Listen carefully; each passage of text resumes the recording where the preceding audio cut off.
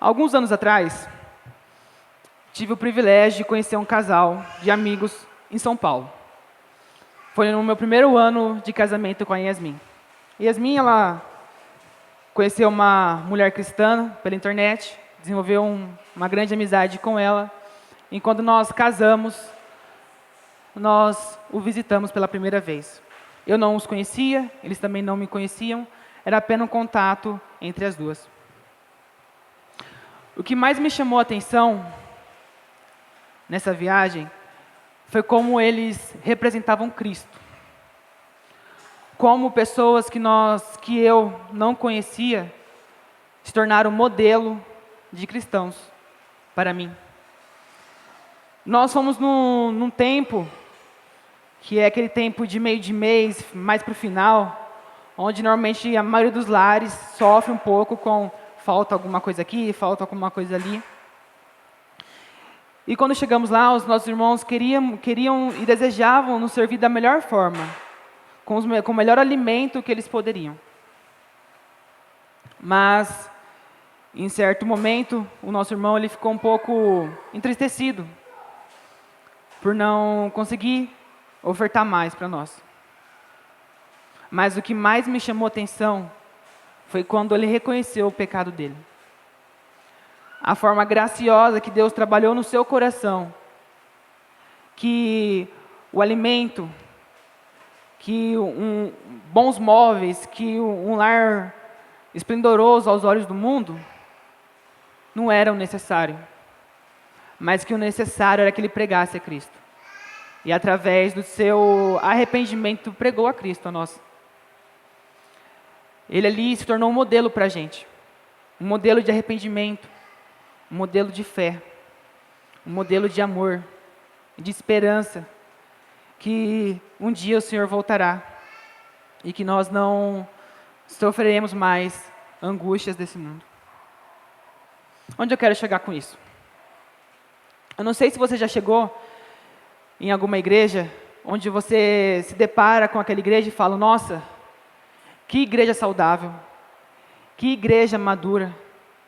O que será que falta para que minha igreja se torne dessa forma? Quando você vai e pega uma igreja como modelo para você. E aqui Paulo vai escrever aos Tessalonicenses. Uma igreja de Tessalônica que se tornou um modelo para ao redor daquele povo.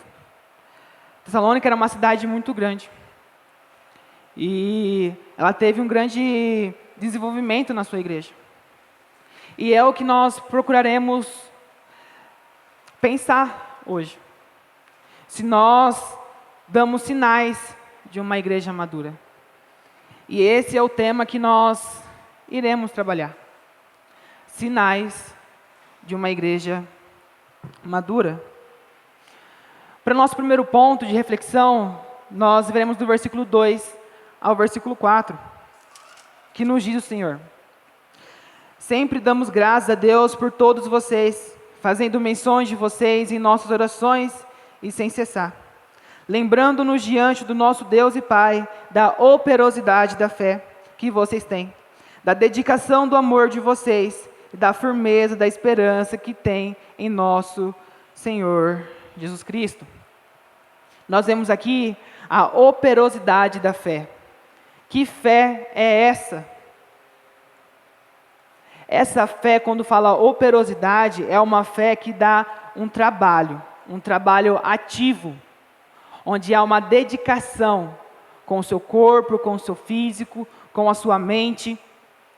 É um trabalho constante, é um trabalho que não para e que continua. E esse trabalho ele é mantido por Cristo. Esse trabalho não busca só edificar aqueles que já conhecem o Senhor. É aquele trabalho que nos tira da zona de conforto e faz com que a gente comece a ir atrás daqueles que são inalcançáveis. Daqueles que ainda não conhecem ao Senhor. Um exemplo claro para a gente é Abraão.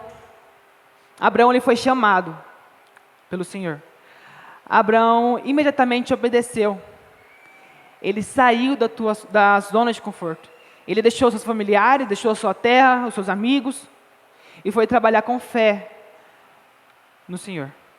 Essa fé, ela traz um trabalho, é um trabalho árduo, que requer de nós toda a nossa força, todo o nosso físico, toda a nossa mente. E uma igreja madura, ela trabalha com fé no Senhor. Mas também há uma dedicação em amor. É um trabalho que gera muitas vezes um esgotamento, que nos faz suar pelo próximo. A forma como que nós demonstramos o nosso amor pelo Senhor é o tanto pelo que nós nos doamos pelo Senhor.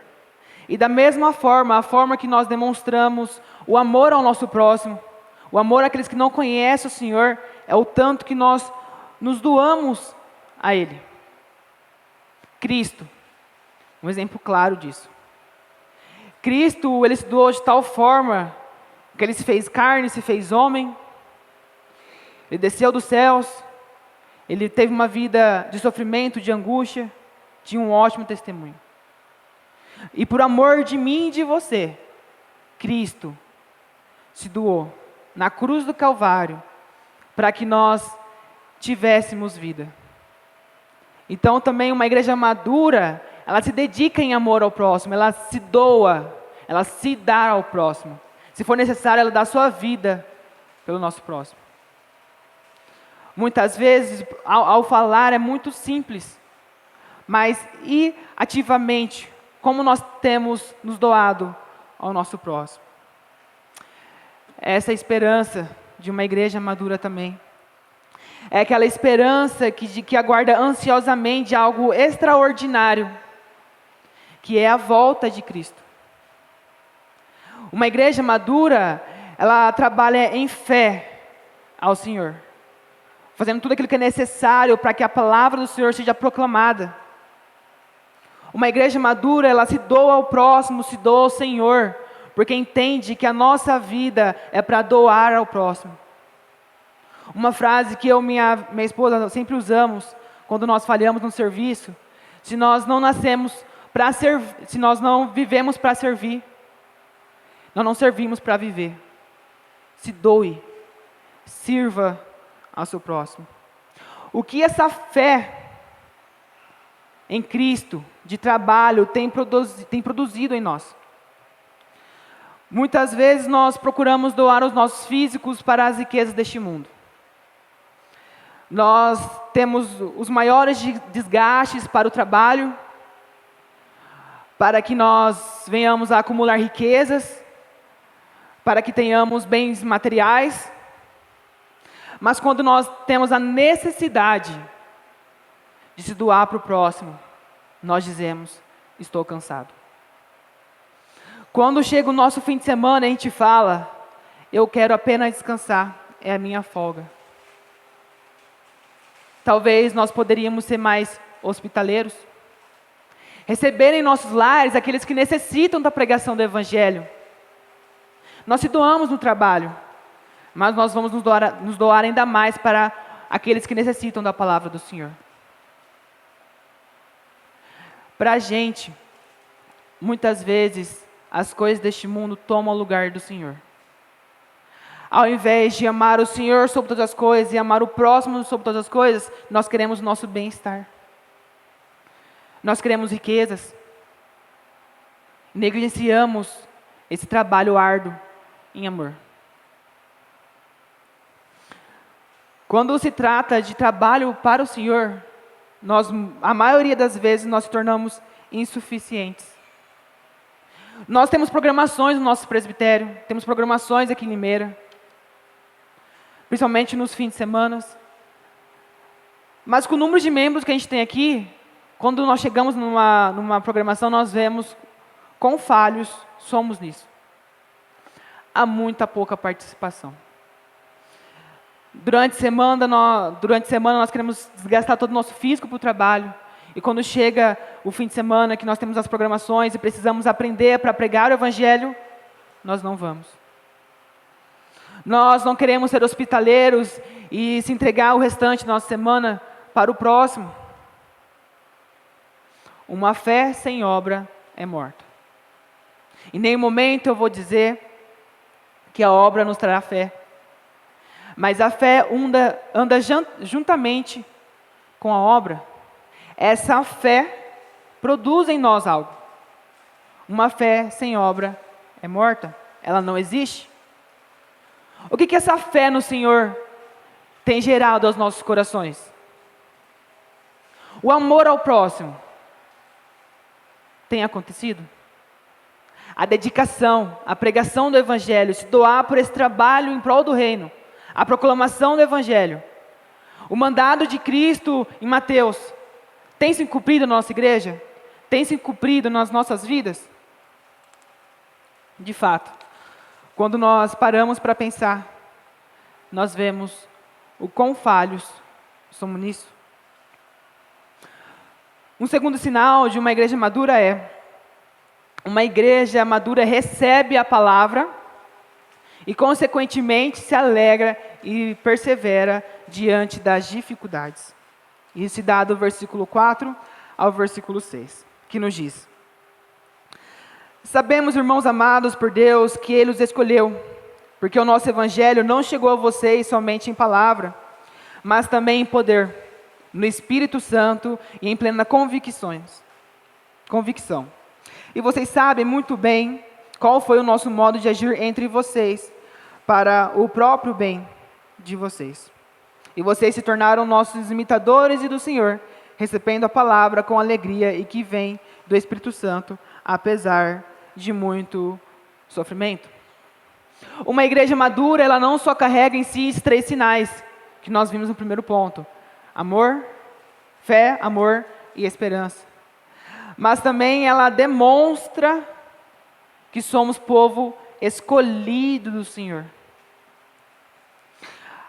Algo importante que a gente viu aqui é que Paulo não coloca nele a glória que a pregação foi chegada àquele povo.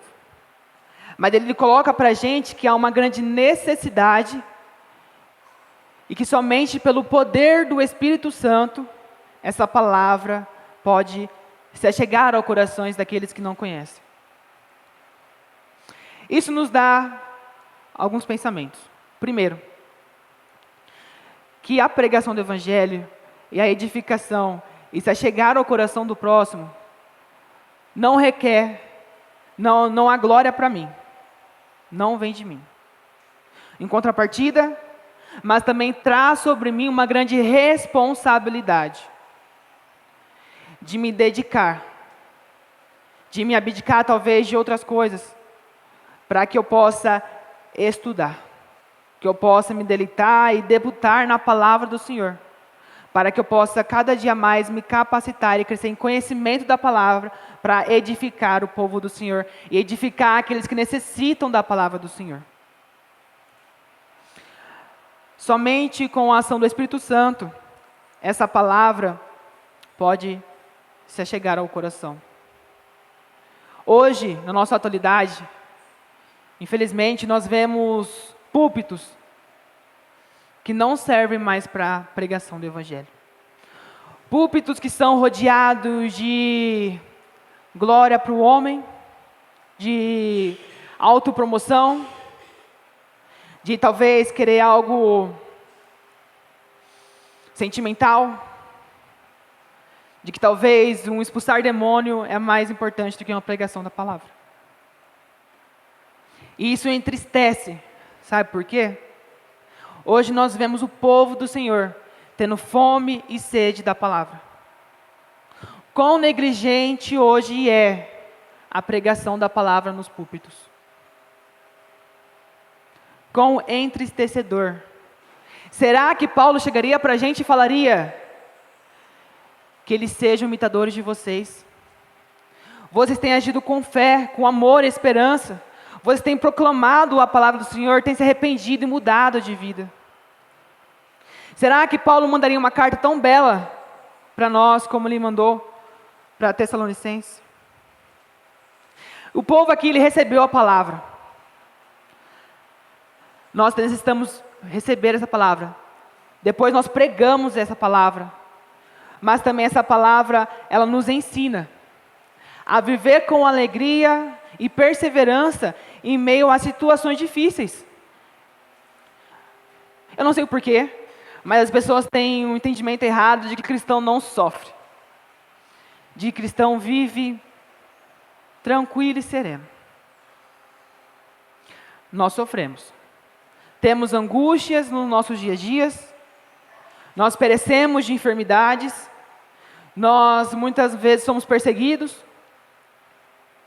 Mas o que diferencia um cristão e diferencia aquele que não ama o Senhor é a forma como que nós passamos por essas coisas.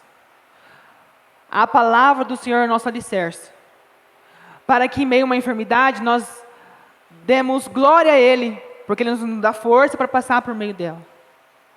Que por meio da angústia, da aflição, da perseguição que a gente sofre, o Senhor é a nossa rocha, a nossa fortaleza, para que a gente continue caminhando. O Senhor não nos prometeu que nós não passaríamos por dificuldades aqui. Mas o Senhor nos prometeu que por Ele e em Nele, nós poderíamos passar tranquilamente, serenamente por tudo. Nos prometendo que num dia vindouro, na vida eterna, nós não pereceríamos mais. E isso deve trazer em nós uma grande esperança, descanso e tranquilidade.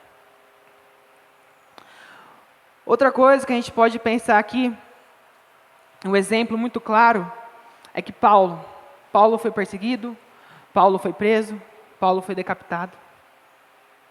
Mas a forma com que Paulo passava por esse sofrimento era a forma como era pregado o Evangelho de Deus. O próprio Deus se fez carne, o próprio Deus desceu, o próprio Deus deu a sua vida e sofreu por nós, para a nossa salvação. Nós temos exemplo claro que o cristão sofre, mas que a forma com que ele passa pelo sofrimento é a forma diferente. É uma forma que busca glorificar e viver em alegria e perseverança em Cristo. Paulo e outros irmãos, sabendo que Jesus em breve voltará e nos trará alegria e gozo eterno, passa pelo sofrimento tranquilamente. Essa palavra, o que tem produzido em nós? Será que nós somos como carros que sentamos no banco da igreja, paramos para abastecer, ouvimos a palavra e de nada produz em nós? Ou será que essa palavra que domingo após domingo é pregada aos nossos corações tem feito com que nós aprendamos a viver para o Senhor? Será que na nossa vida ordinária, no nosso dia a dia, nós temos trabalhado tudo aquilo que nós temos aprendido? Ou será que nós temos ouvido e negligenciado aquilo que o Senhor tem nos ensinado diariamente? Eu espero que a palavra do Senhor produza em nós boas obras, juntamente com a fé. Que nós possamos passar pelas circunstâncias difíceis com alegria e gozo no Pai. Que nós possamos proclamar essa palavra em meio a qualquer circunstância. Que os nossos irmãos que nós possamos ser como os nossos irmãos que estão perseguidos hoje, que estão sendo decapitados por causa da pregação do Evangelho. Que nós sejamos dessa forma. Que a palavra do Senhor produza em nós vida. E que se for necessário, nós doemos a nossa vida para que os céus, que o reino do Senhor seja proclamado. Outro sinal de uma igreja madura é que uma igreja madura, ela se torna modelo para outros, que se dá do versículo 7 ao versículo 10. Assim vocês tornaram modelo para todos os crentes da Macedônia e da Acaia, porque a partir de vocês a palavra do Senhor repercutiu, não só na Macedônia e na Acaia, mas a fé que vocês têm em Deus repercutiu em todos os lugares, a ponto de não termos necessidade de dizer mais nada a respeito disso. Porque no se refere a nós, as pessoas desses lugares falam sobre como foi a nossa chegada no meio de vocês, e como deixando os ídolos, Vocês se converteram a Deus para servir o Deus vivo e verdadeiro e para aguardar dos céus o seu Filho, a quem Ele ressuscitou dentre os mortos, a saber, Jesus, que nos livra da ira vindoura. Amém. Um sinal de uma igreja madura é que ela se torna um modelo. Ela recebe essa palavra e começa a ser um exemplo para outros. E aqui a gente começa a ver essa igreja madura. Uma igreja que passou por todo o processo, que hoje ela se torna um modelo para outros. Lembra que eu falei no começo desse casal de amigos que se tornou um exemplo para a gente? Porque a igreja ali, neles, já é uma igreja madura, onde a preocupação maior deles é glorificar ao Senhor. Um modelo de igreja para nós hoje deveria ser como? Uma igreja que deve ter uma verdadeira pregação da palavra. Não uma igreja que talvez queira apenas a inclusão de tudo. Uma igreja que esteja preocupada apenas com o sentimentalismo. Uma igreja que esteja preocupada apenas com as paredes, com as luzes, com o show. Mas uma igreja que persevere na palavra do Senhor. Que a maior preocupação nossa hoje seja vir aqui na casa do Senhor e ouvir a verdadeira pregação da palavra. Para que assim sejamos modelo para outros. Que esse modelo também é demonstrado pelo nosso trabalho em fé no Senhor. A forma como que nós trabalhamos para o reino do Senhor se torna um modelo para os outros. Será que quando nos veem de porta fora da igreja, veem em nós um modelo de igreja? Será que no nosso trabalho as pessoas veem em nós um modelo a seguir? Será que os nossos vizinhos veem em nós um modelo para seguir? Será que nós somos um modelo de amor ao próximo? Nós temos se dedicado ao nosso próximo? Nós temos nos dedicado à pregação e evangelização? Será que somos modelo de esperança? Que muitas vezes passamos por dificuldades, mas a nossa alegria exala. Até parece que a gente não passa por dificuldade, mas é porque a nossa alegria, a nossa esperança no Senhor nos fortalece e nos alegra. Não deixe com que a gente caia. Não deixe com que a gente dê um mau testemunho. Será que o nosso modelo gera uma grande repercussão em nosso meio? Será que as pessoas desse bairro, as pessoas da cidade, desse estado, as pessoas que nos acompanham pela internet, será que nós repercutimos pela nossa vivência um modelo de igreja? Será que as pessoas falam, nossa, a igreja do Jardim São Francisco é um modelo para nós? É um modelo de pregação? É um modelo de convivência? É um modelo de se doar? De evangelizar? Será que é um modelo de esperança? Ou será que o nosso testemunho é contrário disso? Outra coisa aqui, é que uma igreja modelo, ela se arrepende. Ela mostra esse verdadeiro arrependimento. O que muitas vezes a gente pensa, é que a gente fala da boca para fora, eu me arrependi. Mas o arrependimento verdadeiro e genuíno, ele gera em nós uma transformação. Aquele arrependimento de dizer, perdão, eu pequei. Daqui em diante, o que o Senhor transformará em minha vida? Se arrepender e continuar praticando a mesma coisa? Ou se arrepender, se transformar e glorificar o Senhor com a sua vida? Um modelo de igreja, ele é um modelo que aguarda com grande felicidade a volta de Cristo. Ele aguarda de forma extraordinária, que eles falam, nossa, como essa igreja aguarda e espera e anseia pela volta de Cristo. Se torna um modelo de esperança para os outros. Será que nós somos modelo para alguém? Será que alguém diz, olha, o presbítero Léo é um modelo para mim, porque eu sei que ele se dedica ao reino do Senhor, porque eu sei que a prioridade dele hoje é proclamar o Evangelho, porque eu sei que ele doa inteiramente para o próximo, porque eu sei que ele tem essa esperança que o Senhor voltará. Ele se torna um modelo para mim, pela forma que ele vive. Ou será que vem em mim um mau testemunho? Será que eu entristeço o Senhor porque a minha vida não condiz com aquilo que eu estou falando? Porque muitas vezes eu tenho feito o oposto do que o Senhor tem ensinado. Porque eu tenho apenas sentado no banco e abastecido, mas não tenho produzido nada em mim. Que nós possamos ser modelo para alguém. Que em nós as pessoas possam ver um exemplo de igreja. Algumas considerações finais que a gente tem. Uma igreja madura, ela vive em fé, amor e esperança. Que era a igreja do Jardim São Francisco e a igreja do Senhor. Ela viva trabalhando em fé, sabendo que o Senhor fará toda boa obra. Que nós possamos nos dedicar com todo o nosso físico, todo o nosso ser, no reino do Senhor. Que o nosso amor ao próximo, o cuidado, resplandeça sobre toda a terra. Que a nossa esperança seja motivo de esperança para outros. Que nós possamos perseverar e nos alegrar em meio às circunstâncias do nosso dia a dia.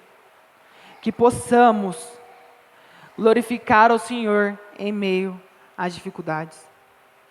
Que a nossa vida seja um verdadeiro ato de pregação do Evangelho do Senhor. Que possamos nos arrepender verdadeiramente. Que possamos ser transformados. Que possamos deixar os nossos ídolos. E que nos prostremos diante do Senhor e dizemos: o Senhor é meu único Deus. Que a minha vida seja um ato de adoração a Ti, ó Pai. Que a gente possa também aguardar de forma extraordinária a volta do nosso Senhor Jesus Cristo. A nossa igreja, como se encontra hoje? A igreja do Jardim de São Francisco, as igrejas de Limeira, do Brasil e de todo o mundo. Será que nós somos de fato um exemplo de igreja madura? Será que nós somos modelos para alguém? Ou nós estamos longe de ser? Que nós, povo do Senhor, igreja do Senhor, possamos nos amadurecer. Que possamos ser exemplo para outros. Que o nosso modelo alcance aqueles que são inalcançáveis. Que eles possam vir a conhecer a salvação preciosa que temos em Cristo. Que a nossa vida, que a igreja resplandeça a fé, o amor e a esperança em Cristo.